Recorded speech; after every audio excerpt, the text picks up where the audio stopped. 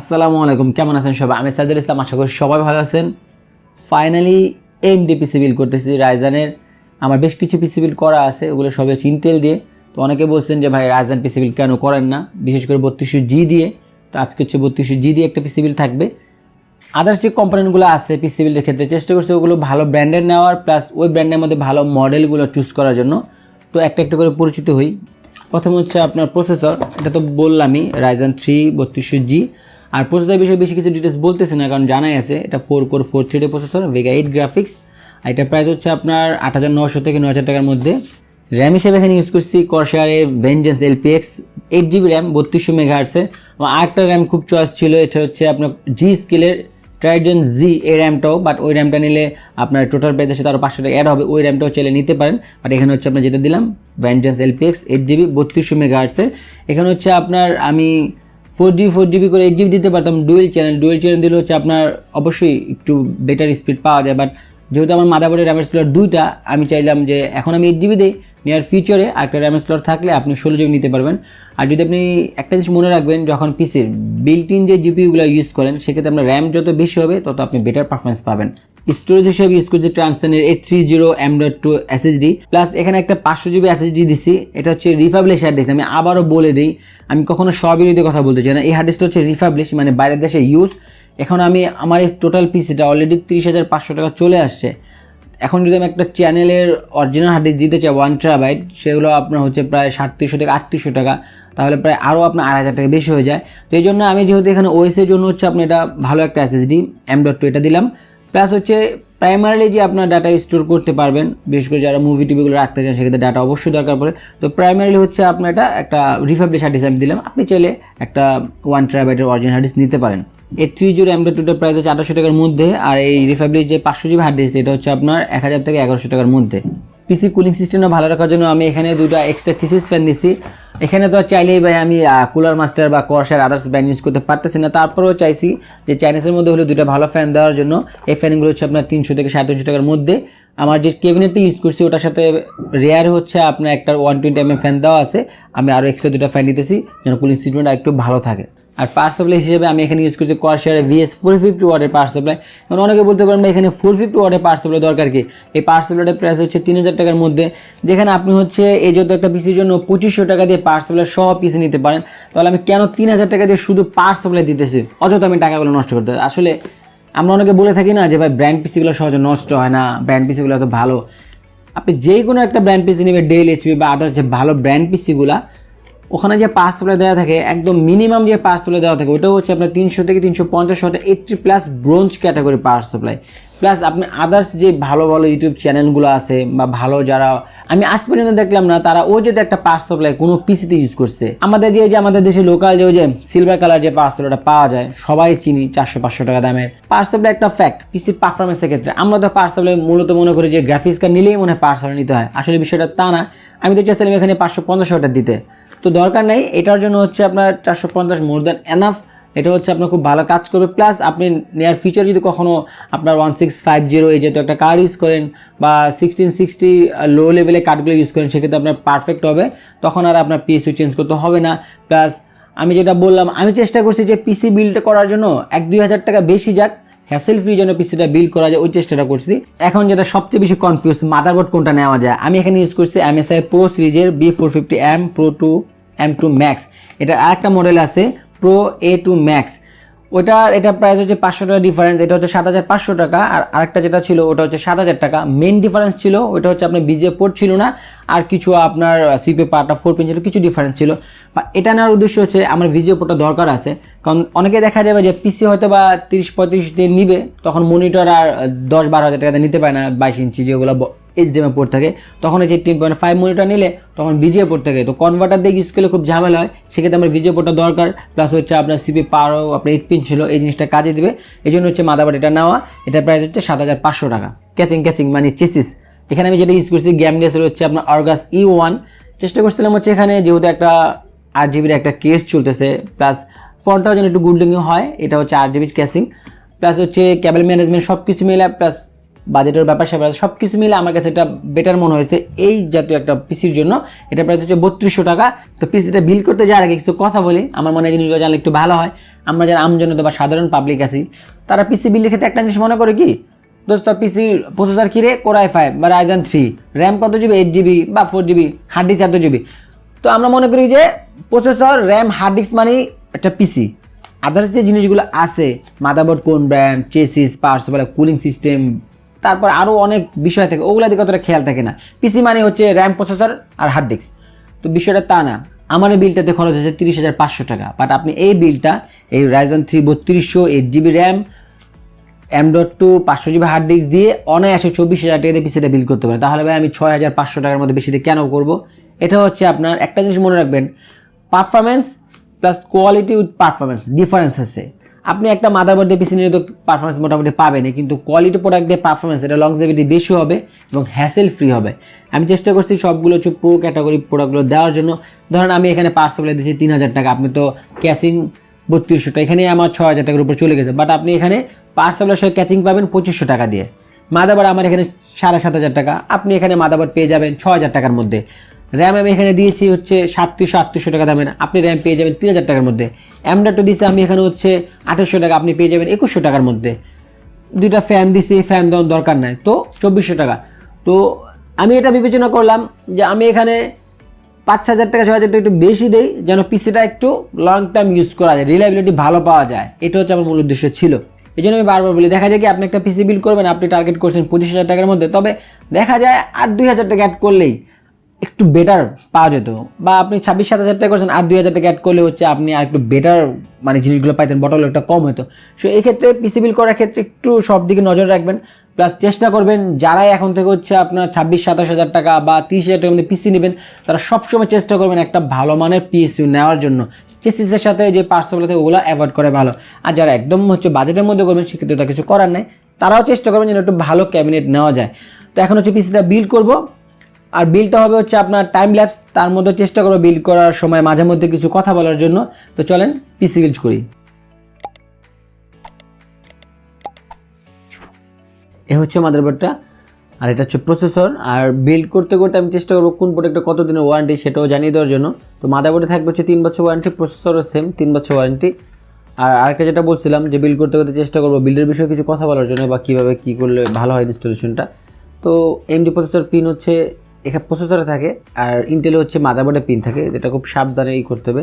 এটা এইভাবে খুলে নিলে আপনার এই যে এরকম গোল্ডেন কালার ক্যারোর চিহ্ন আছে, এবং মাদারবোর্ডের সিপিইউতে এরকম কর্নার আছে, এটা জাস্ট খুব আলতোভাবে দিয়ে দিলে হয়, এখানে কোনো প্রেশার দেওয়ার কিছু নেই, জাস্ট ছেড়ে দিলে হয়। লকটা লাগিয়ে দেবো। আর এটা হচ্ছে আপনার স্টক কুলার, যেটা হচ্ছে প্রসেসরের সাথেই থাকে। কুলারটা হচ্ছে দেখতে অনেকটা এরকম, ওয়েট আছে ভালো, আর যেটা অবশ্য ব্র্যান্ডের কুলার তো, আর জেনুইন কুলার, এই জন্য হচ্ছে আপনার ইও থাকে, বডি ফিনিশিংটা ভালো। তবে আমি হচ্ছে এই বিলটাতে আপনার এই স্টক কুলারটা ইউজ করতেছি না, আমার কাছে একটা কুলার ছিল, এটা হচ্ছে আপনার ডিপ কুলের গ্যামাক্স 400। আমি হচ্ছে এই কুলারটা জাস্ট একটা আউটলুক দেওয়ার জন্য এখানে দিতেছি। এখানে কিন্তু এটা এসেনশিয়াল না যে এখন আমি দিতেছি ভাববেন যে ভাই এটা না দিলে কি কোনো প্রবলেম হবে। এটার জন্য এই কুলারটা আইডিয়াল। দিলে তো কিছু বেনিফিশিয়ারি থাকে আপনার টার্বো বুস্টের ক্ষেত্রে, বাট এটা দিয়ে এটা খুব স্মুথলি চলবে কোনো রকম প্রবলেম ছাড়াই।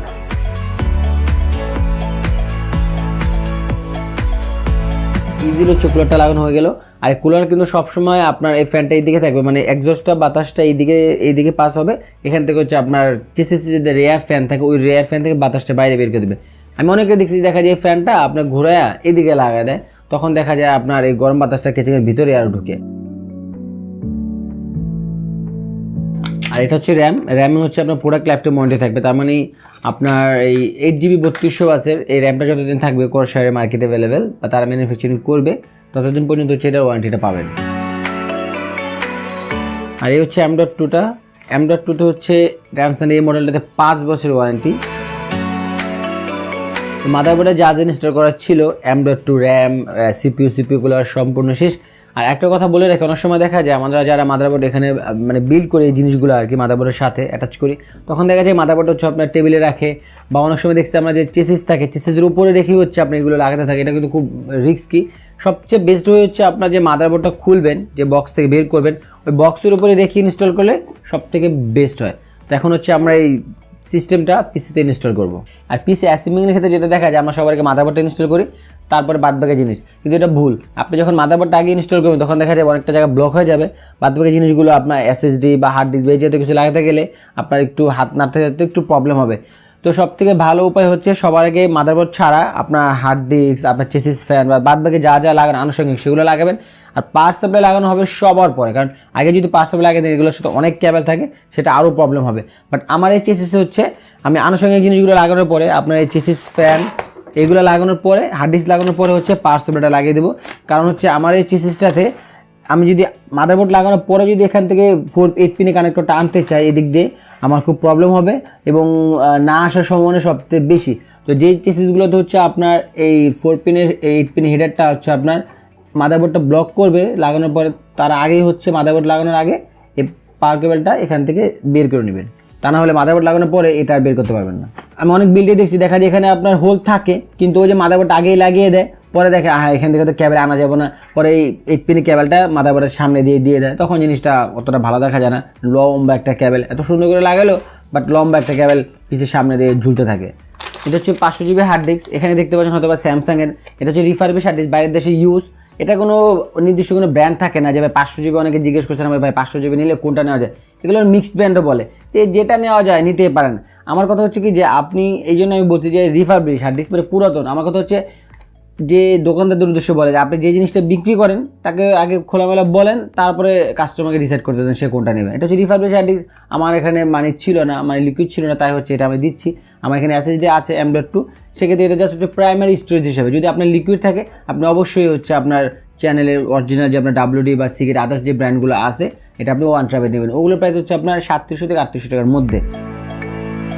এই হচ্ছে 4টা ফ্যান, 2টা ফ্যানের প্রাইস অলরেডি পিসের সাথে ইনক্লুডেড করা আছে, আর বাকি যে 2টা আমি লাগাচ্ছি এটা হচ্ছে জাস্ট একটা আউটলুক দেওয়ার জন্য।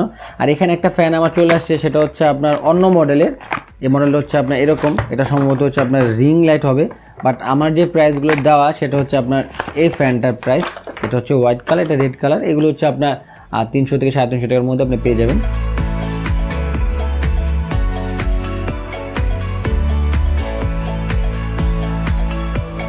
আর কেসিং ফ্যান ইনস্টল করার সিস্টেমটা হচ্ছে আপনার সামনে যে ফ্রন্টে যে ফ্যানগুলো লাগবে সবগুলো বাতাস হচ্ছে আপনার ভিতর দিকে ইন হবে, আর এটা তো সব সময় ইউনিভার্সাল, এটা সব সময় এক্সস্ট মানে বাইরের দিকে যাবে।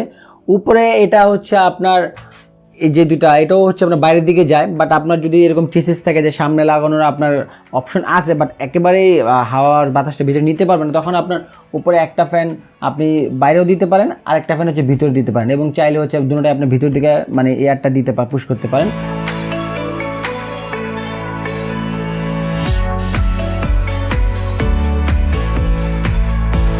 এখন হচ্ছে পাওয়ার সাপ্লাই ইনস্টল করবো, এটা হচ্ছে পাওয়ার সাপ্লাইয়ের ভিতরের অবস্থা। আপনি একটা জিনিস দেখে থাকবেন, আমি যে আগের পিসিগুলো বিল্ড করছি ওখানে আমি একটা এক্সট্রা পাওয়ার কেবল নিচ্ছি ডেল এইচপি ওই টাইপের, ইভেন অ্যাটম পাওয়ার সাপ্লাই দিয়ে যে পিসি বিল্ড করছি ওটার সাথে আমি এক্সট্রা পাওয়ার কেবল নিচ্ছি, যদিও আপনার অ্যাটম পাওয়ার সাপ্লাইয়ের সাথে একটা পাওয়ার কেবল দেওয়া ছিল, বাট ওটার সাথেও নিচ্ছি কারণ ওটা পাওয়ার কেবল আমার পছন্দ হয় নাই। বাট এটার সাথে পাওয়ার কেবল আমি কি জন্য নিই এই পিসির সাথে, কারণ এটার সাথে যে পাওয়ার কেবল দেওয়া আছে এটা আপনার সেই লেভেলে বলতে পারেন। তো ফাইনালি এখন হচ্ছে মাদারবোর্ডটা ইনস্টল করবো, আর এই যে তো পিসি বিল্ডের ক্ষেত্রে কিন্তু একটু সময় লাগবে আর ধৈর্য সহকারে কাজটা করতে হবে। কেবলগুলো যদি আপনি সুন্দর করে গুছিয়ে টুছিয়ে করেন দেখতেও সুন্দর লাগবে, সময় একটু বেশি লাগলে লাগুক।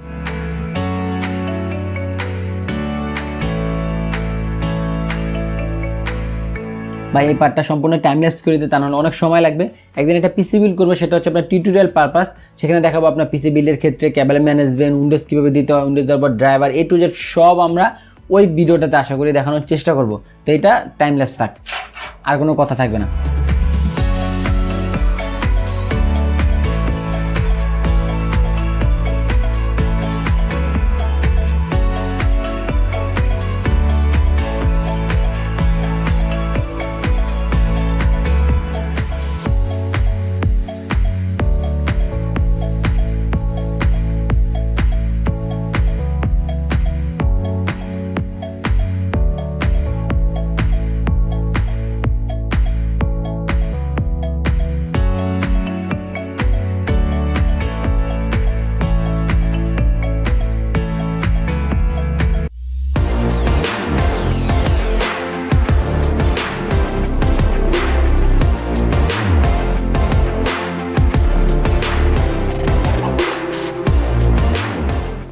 পিসি পারফরমেন্সের কথা বলে এটা দিয়ে ফটোশপের কাজ খুব ভালোভাবে করা যায়, আবার ফ্রিল্যান্সিংয়ের কাজগুলো, ওয়েব ডিজাইনের কাজগুলো করতে পারবেন। বাট যারা হচ্ছে প্রফেশনালি নেবেন, যে যাদের কাজ করেন ওই কাজের জন্য নেবেন, তারা হচ্ছে র্যামটা যদি 16 জিবি করতে পারেন তাহলে অনেক ভালো হয়। আর ভিডিও এডিটিং হচ্ছে যারা নর্মালি ধরেন ইউটিউব চ্যানেল আছে, ছোটোখাটো ভিডিও এডিটিং করবে, তারাও হচ্ছে ভিডিও এডিটিং করতে পারেন, খুব ভালোভাবে করতে পারবেন। র্যামটা 16 জিবি হলে আবারও বলতেছি ভালো হয়। আর রেন্ডারিং একটু সময় বেশি লাগবে। আর এবার আসি গেমের বিষয়। গেমও আপনি সব মোটামুটি অনেকগুলো গেমই খেলা যায়, GTA 5টাও খেলতে পারবেন। আর গেমিংয়ের ক্ষেত্রে without graphics card 16 GB RAM must recommended. আপনি 16 জিবি র্যাম ইনস্টল করলে GTA 5 বা আদার্স আরও ভালো ভালো গেমগুলো খেলতে পারবেন। তবে গেমের সেটিংসগুলো একটু লো হতে হবে, প্লাস অ্যাডভান্স কিছু সেটিংস থেকে প্রত্যেকটা গেমের ওই সেটিংসগুলো হচ্ছে আপনার অফ করে দিতে হবে।